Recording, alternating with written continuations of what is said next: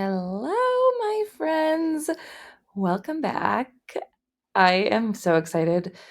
I think we'll be talking about this topic a lot, but it's one of my favorite stages and topics. We're going to talk about writing. So, the question that I'm answering today is, should I correct my child's spelling mistakes?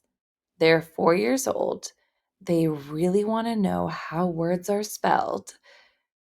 I think I'm supposed to let them figure it out on their own. Should I let them freely express themselves? Should I correct them? Am I making a bad habit if I don't? Oh my gosh, this is such a good preschool question and so important.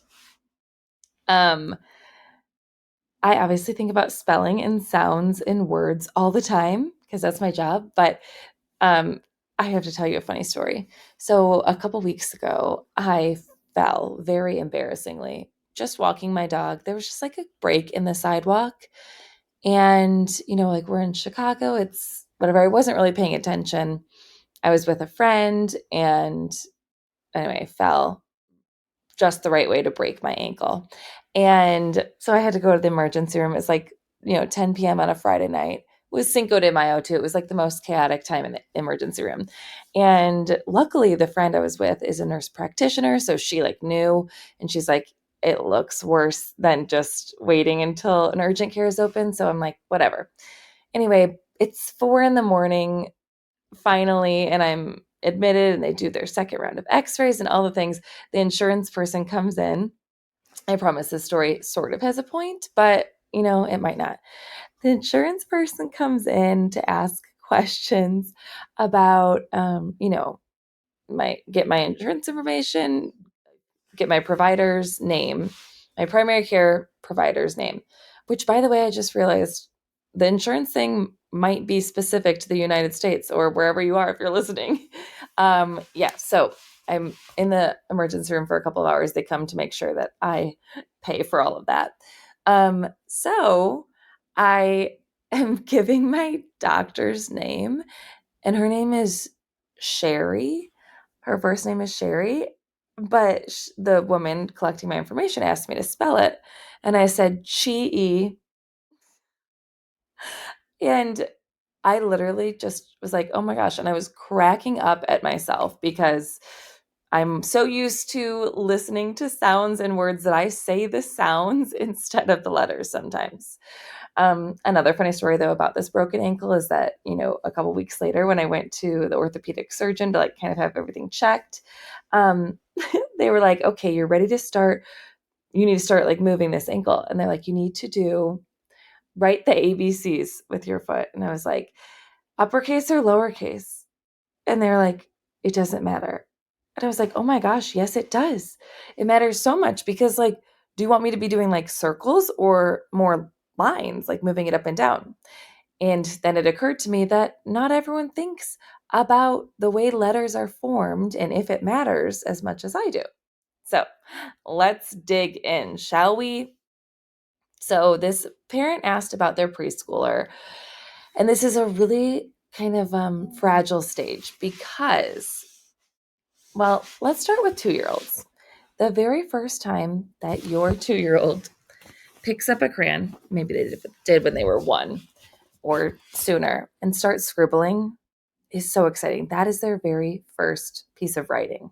I know what you're thinking. Oh my gosh, it's just a scribble, but that everything is just a scribble when we don't know it.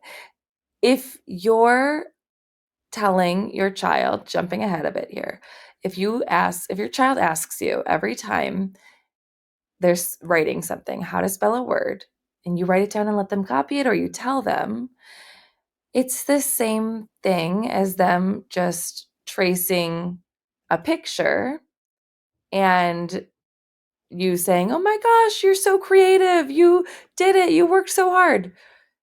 They didn't really use the muscles needed to actually grow. It's a good confidence booster, sure, but that's not really what we want. So when kids are learning to write, we want to feel as excited for their work as if it's your 2-year-old giving you the scribble for the first time. It's so exciting. Oh my gosh, you know how to do it. You put the crayon to the paper. Oh my gosh, you're a genius. So we want to feel so excited when they say, I wrote you a sentence that says, I love you, mom. And they're 3 and it's like 2 lines and a circle. That's exciting. They did write that because that is their creative process. They're thinking about it. They're making sure that the words they say are represented by a shape on the page. They are getting it. This is an important step in learning to write. And then when they are starting to write things independently, maybe they're 4 or 5 and they're going to a birthday party and they want to write happy birthday to their friend or to their cousin or whatever they're writing. This is a very crucial moment because this moment, we have the opportunity to either continue to celebrate how hard they're working or teach them to look externally and to not trust that they know how to do this and to just continue looking to a grown-up to be told how to do it. I gave a workshop on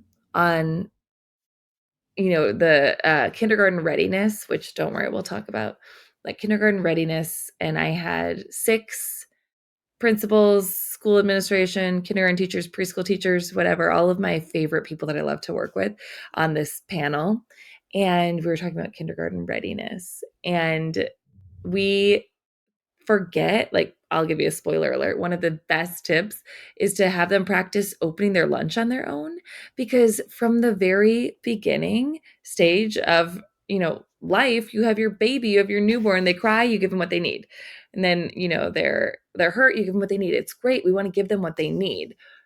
But here's the thing, what they need is when they're getting older and they're learning how to read and write, they need you to show them how to trust themselves. They still do need your help, but the help that you need to give them is modeling how you problem solve when you don't know how to spell a word. And I'm going to teach you how to do that today.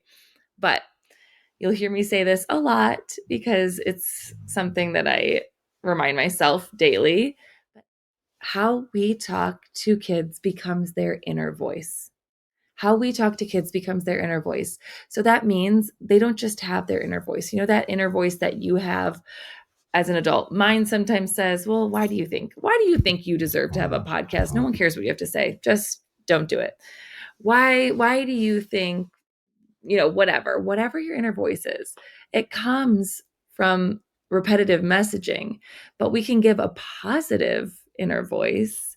We can give repetitive messaging to show kids how to have a growth mindset, how to trust themselves, how to feel confident, how to ask for help, how to problem solve.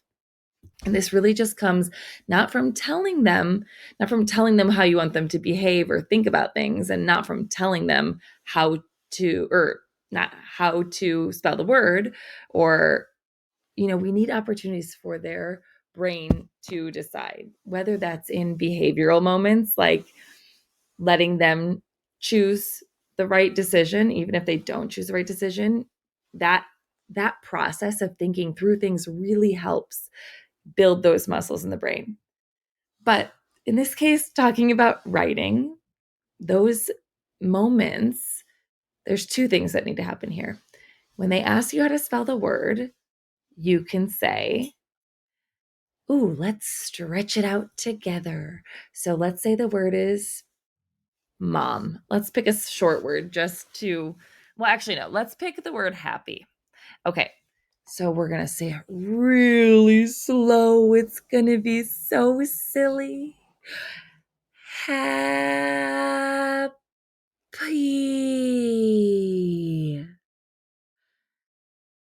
Let's try it again. Do you think you can go even slower? Let's listen for some sounds in that word. Do you hear any sounds in that word? Ooh, you hear, I hear that too at the very beginning. Yeah, what other sounds do you hear? I hear that too. They might hear these 3 sounds. E. They might only hear the beginning sound. Typical progression is we usually, kids can usually notice beginning sounds, then ending sounds, and then middle sounds. So it would be really challenging for a child at the very beginning stages of learning to write and to read to hear all the vowels in the word. But this is the beautiful moment because here's where you get to empower them. And this does not hold them back. And this does not create negative patterns. What it does do is it helps kids have actual skills to go inward and solve what word they need to write or read. So they don't have all the skills to read and write every word, but we want to keep pointing them back to do it on their own, because as we keep introducing things, then they're going to check with themselves first rather than look around and feel stuck and then feel frustrated and then not even know how to finish an assignment without asking someone else. And that will lead to so many more things that we just want them to be able to trust themselves. So it's also going to save you a lot of, oh my gosh, I just spelled it. So what you're going to do is you're going to say, okay, let's stretch it out together. And then you're going to you stretch it a few times. Remember that this is going to be a slow build and a little bit every day is going to be amazing. But stretch that word out. And when they say they hear, and you help them write down the letter H, by the way, if I'm practicing helping kids hear the sounds in words, this is not going to be the time that I'm focusing on proper pencil grip or letter formation. I kind of pick one thing to zero in on so kids don't feel overwhelmed and shut down. That doesn't mean that we ignore the other things. It just means I like to do small chunks, like 5 minutes on this, then maybe later in the afternoon, 5 minutes focusing on letter formation. But we'll talk about that in a minute. So I'm going to help them stretch it out. The sounds they heard, the first sound they heard was, and then you can help them. Yeah, what letter spells the letter H? Okay, let's write the letter H. Okay, the next sound they hear, they might say, and I want you to let them take the lead. You don't need to say, oh, there's another sound first. Remember, this is the beginning. Oops, this is the beginning stage. So it looks a little bit differently if they've already learned the spelling pattern. So if you have like a fifth grader that that they have learned, and I do mean that they've learned the spelling pattern. That means they've explicitly been taught the spelling pattern. So if you have a fifth grader that has been explicitly taught that spelling pattern and they're still getting it wrong, I would stop there and say like, oh no, wait, you're missing some sounds. Let's try that again. But here at this very beginning stage, oh my gosh, hold on. Oh my gosh, you guys, I just realized I was using the wrong mic, but I'm already 13 minutes in and this is just like I'm using this first um I'm giving myself 10 episodes to figure this out. So at 10 episodes then I'll have a cute little jingle at the beginning for you. I'll have show notes and I will have edited out my and misspoken words. But this is how we want to teach kids. We want to show example. We don't want them to feel like they have to do everything perfectly because then they're not going to do it. That was me with this podcast. I wasn't doing it because I was afraid I wasn't going to do it perfectly. Being a perfectionist and worried about doing things perfectly doesn't stop you from not doing things perfectly. It just stops you from doing things. And that is not how I want to live. And that's not how I want to teach kids that they have to feel. I want them to feel excited and curious to learn every day, not to just get it right. So, which ties right into our writing. So when they say the sounds they hear and you help them write and they have HPE for happy and they look at you and say, is that right? Here's what you're going to say. You ready? I hear those sounds too. Here's the important part. Saying I hear those sounds too is not a lie, because you do. If you don't hear those sounds, you're not going to get them on the paper. You're going to help them stretch out the word and listen to it. But might not have all of those, and we don't want to rush it. If there are certain things that they really want and they really like, maybe it's a birthday card and they really want to know how to spell this word, you can say, oh, that's a special word. It's really tricky. I'm going to show you it. You can model how you stretch it out, or you could just write the word and show them. There are certain words that you can totally do that if it's like something special or meaningful that they really want to know. But try for 9 times out of 10 when you're developing writer is asking how to spell words, showing them how you stretch it out. So remember, they don't just have this inner voice, like it's built by how we talk to them. So they don't just know how to stretch out a word like you do.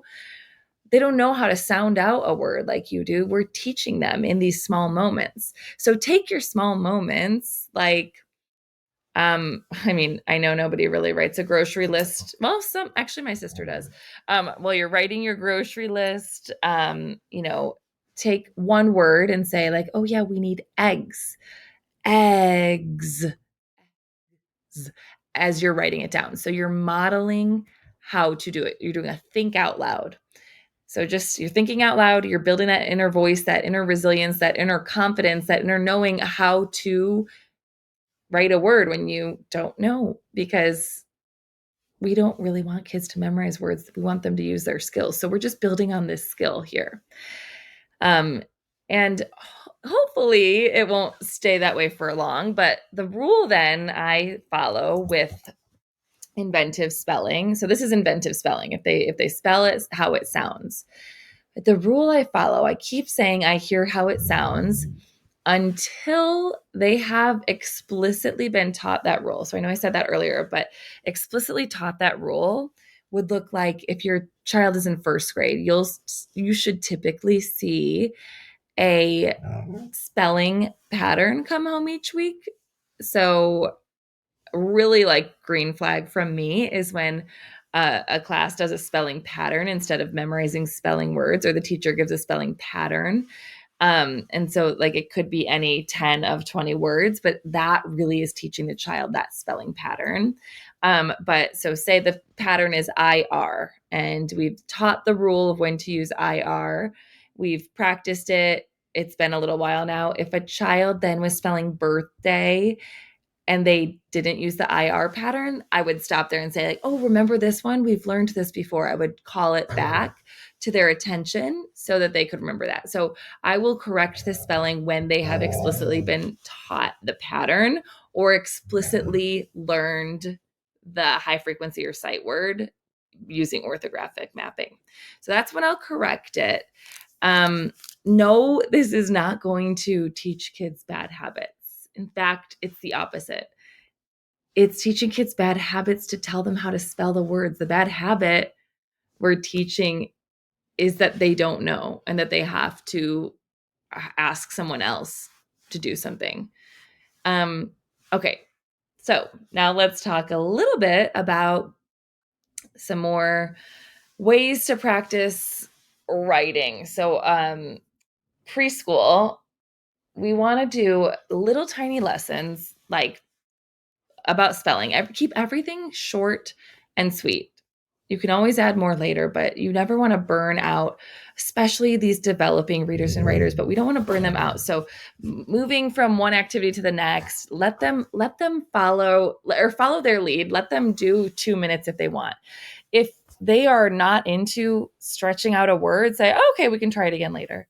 Or you can just do it on your own because they are watching you more than you think. They are going to do what you do, not what you say. So if you say, hey, let's practice this, they're probably going to say no. But if you're just doing it, this is actually one of my biggest secret tips.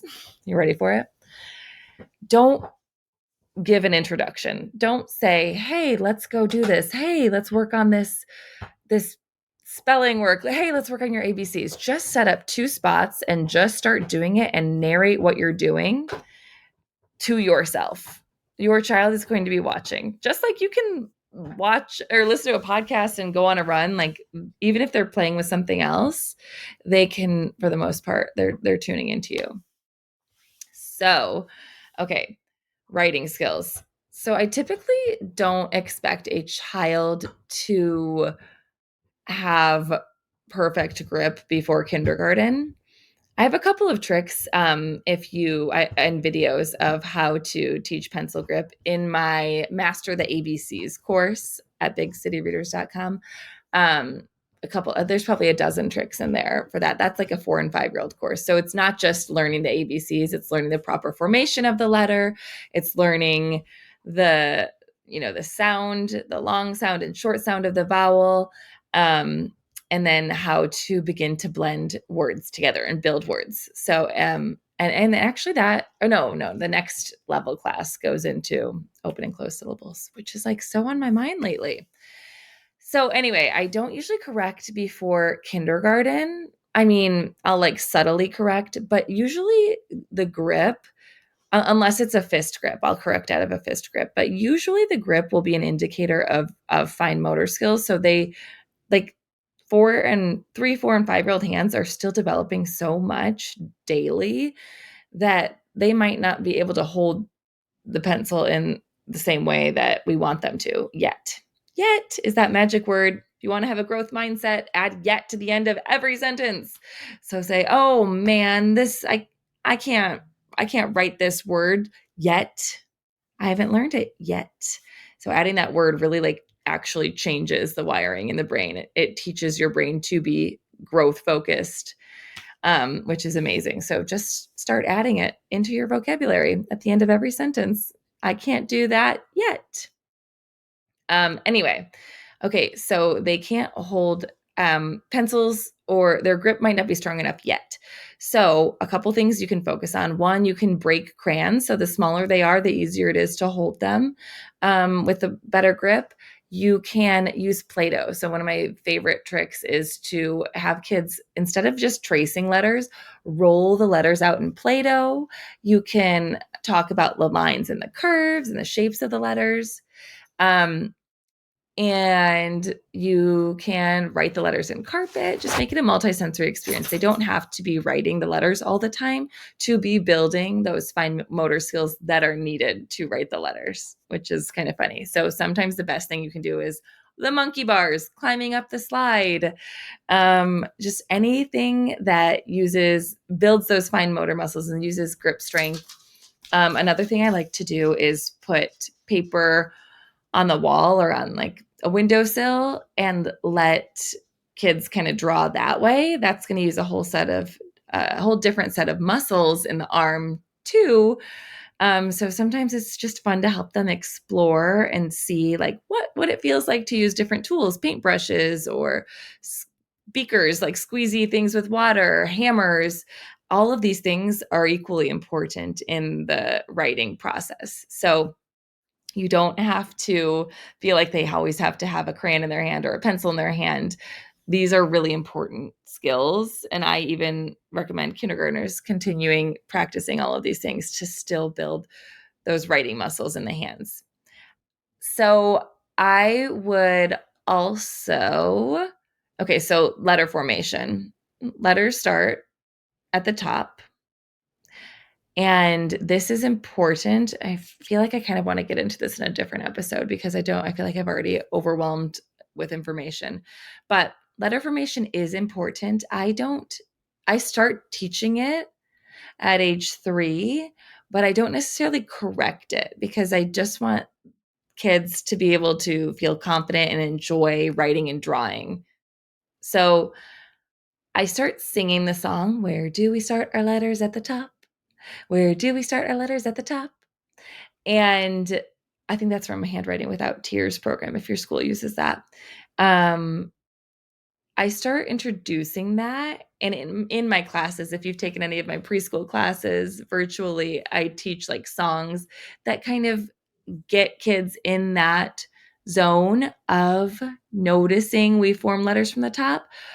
So I'm practicing it in different ways. Like I'm having them write the letters from the top in the air.